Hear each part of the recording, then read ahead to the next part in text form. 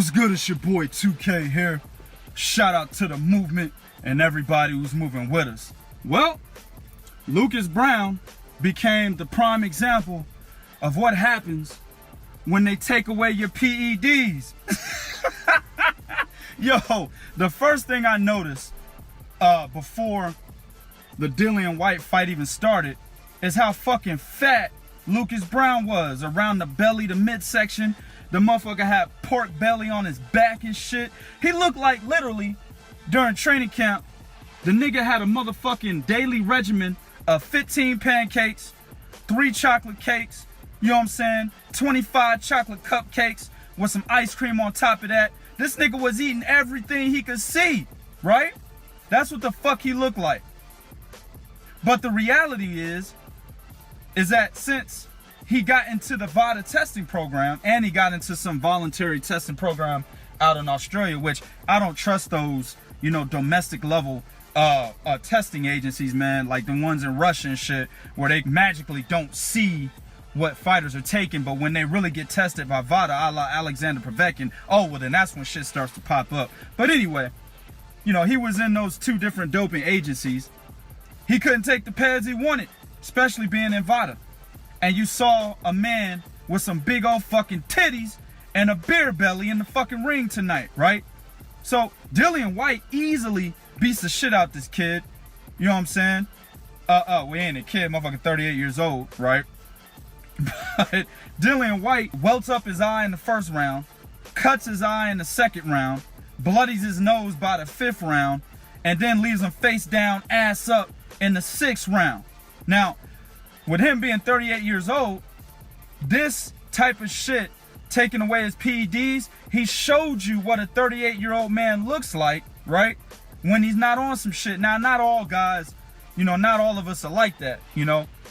I know 50-year-old men that aren't really on some shit that look good for their age, right? But naturally, as you get older, your fucking testosterone drops and you're not able to pack on the muscle that you were when you were 20 years old.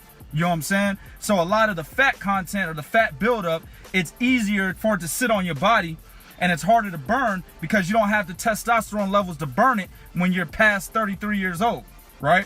So him, the way he looked in the ring today, he showed us the effects of him not taking PEDs. Now, if you don't know about his PED situation, I did a video on this shit 2 years ago when it happened, right?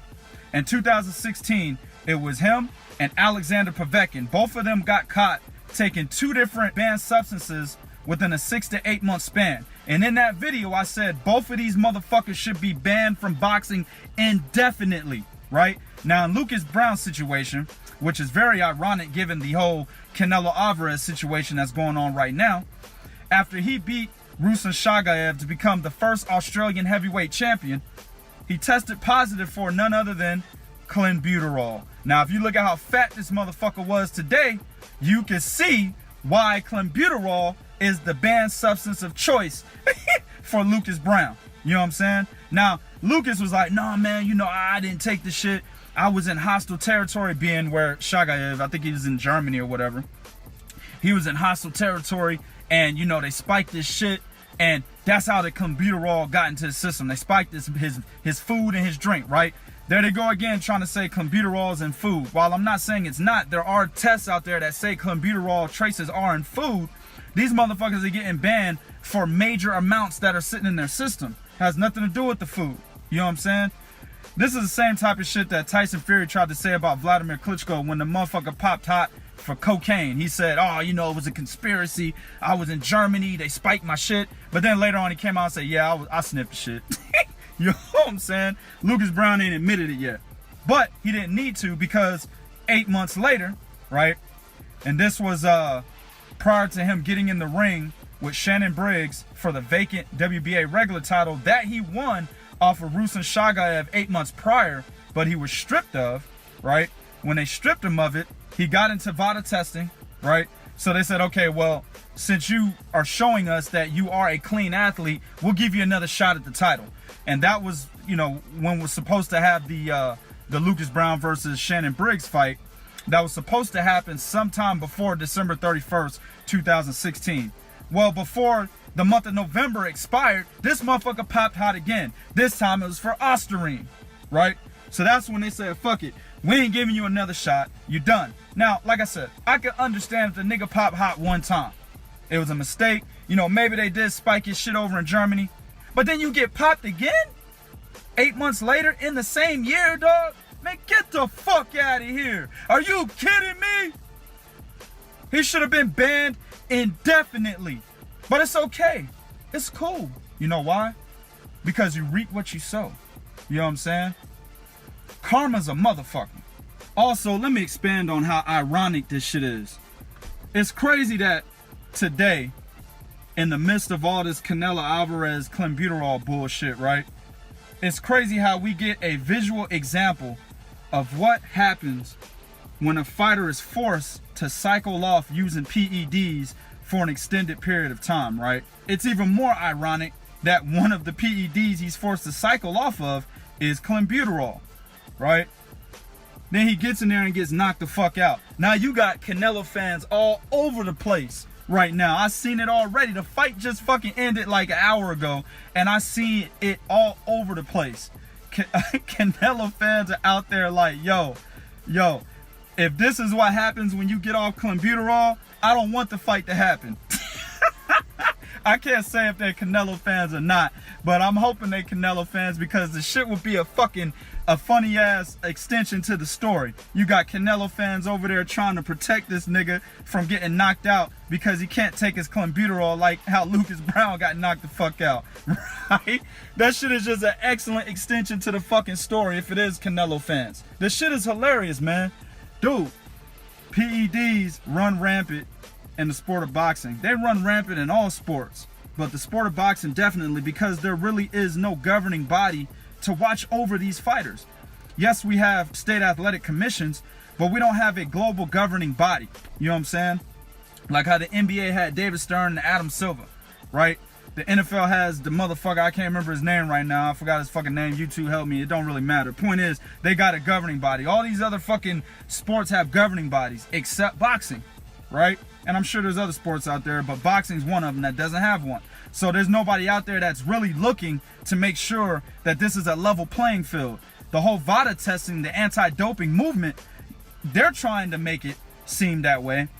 But it's still, there is no governing body that can actually make some policies that are going to make sure that these fighters face suitable repercussions if they fail drug tests within certain periods of time. You see what I'm saying? We don't have that. So you got niggas running rampant, taking PEDs all over the place. But only thing we can do is hope this anti-doping movement cracks down on these motherfuckers one at a time. And as it's cracking down on these motherfuckers one at a time, it somewhat forces them to cycle off these drugs. And then we can actually see how these fighters really fight. They get knocked the fuck out, right? Face down, ass up. And if you look at Lucas Browne, let's say when he fought James Toney, right? Lucas Browne, he's a big dude, but he wasn't as fat as he was today. You know what I'm saying? He was fucking fat, yo. You know what I'm saying? He looked like a nigga used to fucking get into pie eating contests, you know what I'm saying? And he looked like one of them cats. And when he fought James Toney or when he fought Ruslan Shagaev and any of those fights before that, he didn't have the titties he had today. So it tells you what those PEDs were doing for him, man. If y'all don't see this shit, and I remember when I made the video 2 years ago, I had a cat come to my motherfucking channel, you know, being all, you know, apologetic for fucking Lucas Browne and shit. Oh, you know, he's a great guy. I met him in person, and my son, he follows Lucas Browne, and he's an inspiration for my son. Man, get the fuck out of here, man. And what I told him, I said, nigga, maybe your son need a new role model then. You know what I'm saying? To get popped twice in an 8-month span, that shit ain't an accident. You know what I'm saying? Fool me once, but you ain't fooling me twice. Fuck the third time. Word up. You know what I'm saying? So it is what it is, man. Dillian Whyte did boxing a service, even though I'm not a big fan of Dillian Whyte. He's actually a clown ass nigga to me. But he did a service for boxing. He knocked out a cheater. Now all we need to see in the heavyweight division anyway is Alexander Povetkin get knocked the fuck out by somebody, right? And the heavyweight division will have justice done. So let's go ahead and get Alexander Povetkin knocked the fuck out, who right now is the mandatory for Anthony Joshua's WBA title. Let's go ahead and get him knocked out. The heavyweight scene will have justice done for these fucking cheaters in. You know what I'm saying? Real talk, man. Hey, Lucas. Come here, bro. Come here. Dog, if you decide to fight again, man, let me give you some advice. Don't forget to take your PEDs. YouTube, do what you do in the comment section. Let me know what you think about this shit. But be real. This is real talk for real fans. One.